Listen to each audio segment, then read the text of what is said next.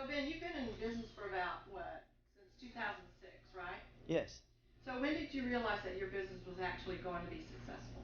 Well, we're probably still early to say yet. We're making a living and we're enjoying our life really well. So what aspect of the cheese business do you love most?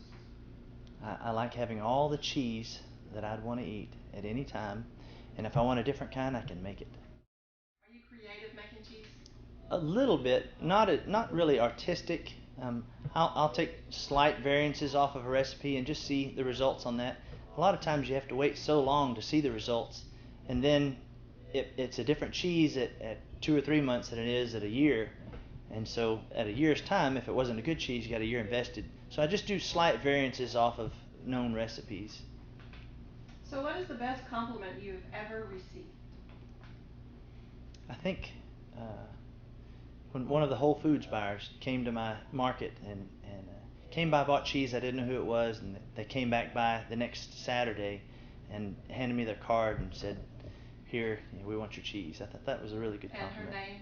Kathy Strange.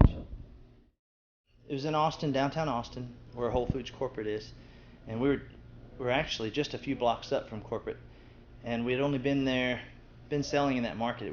It was our first year there, so we'd only been there 4 or 5 months, something like that. Out, somebody came up, took a sample, said, "All right, I'll try one of your Goudas," and she took the Gouda and left. She came back the next week with her friend and stopped, introduced herself, and said, "We'd like some more of your Gouda. Really liked it." And at first, actually, her friend was the one that was talking about it. She was just kind of standing in the background, and then she stepped forward and handed her card and put me in the right. She actually buys, I think, international or nationally. She buys large scale. Yeah, large scale. Yes. And we needed just regional. We didn't have the supply for large scale. So she put us in the right place. And now I think that in one of the stores they actually have a picture of us there. One of the Whole Foods stores. It's kind of fun.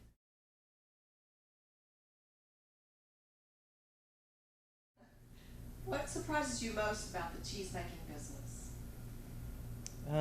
It's more forgiving than I thought. In what way?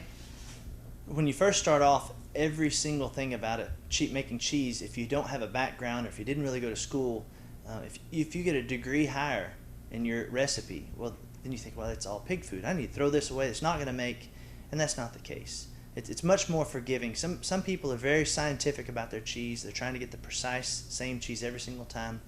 With our grass-fed milk, the milk is different all the time, and so it's hard to get exactly the same cheese. We kind of go for a range of a similar cheese. But I like that it's fairly forgiving. If you have good quality milk, usually it turns out to be a pretty good cheese.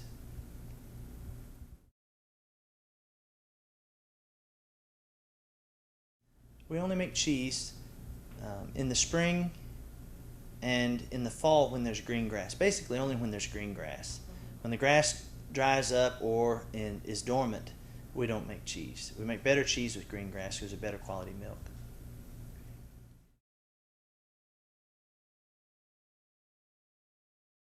You and I had the conversation earlier. If you unplug from your electronics and you just take a little time to enjoy your food, enjoy your meal time, family time, it's hard with everybody going different directions. Our family's a little slower than a lot. At least we don't leave the farm. We're still busy on the farm, but we don't leave the farm. But if you take that meal time or a high tea or just a midday break, something like that. High tea? High tea. Do you have high tea? We don't. It's something. I have daughters. I have 5 daughters, and so they're learning about high tea, and so they're reading about it. They like the event of tea, not the frilliness of it. There's actually a farmer's high tea, and then there's a society high tea, and the farmer's high tea is much more it's much more what we would do. It's usually around 5 or 6 o'clock, and it would be a light dinner but a heavy snack. That's the way that you wouldn't need dinner afterwards, but it wouldn't be a big dinner. And it's mostly just a family time. You visit and you break off a little bread, eat a little cheese and crackers, some vegetables or fruits. Real nice. That's fantastic. So what's new on the horizon for your Sand Creek farm? Cheese business, we've pretty well plateaued. This is the number of cows we're going to have. We probably won't have any more cows in this based on our grass dairy. So how many do you have? we have about 40. We always maintain right around 40, and it's going to be 35, 42, I think, is where we're going to stay at.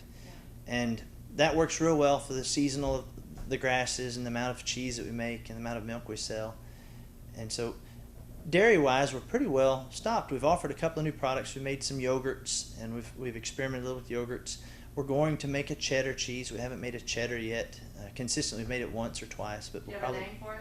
Not yet, not yet. We've only made it once or twice, and I made it 2 different ways, so I haven't had it consistently 2 or 3 times yet. But we're going to experiment with the cheddar. Cheddar's a good everyday cheese.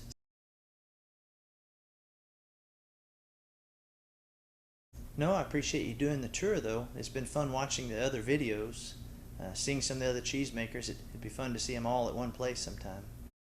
Well, congratulations on a great business and wonderful cheese. Thank you. Best wishes for the future. Thank you very much.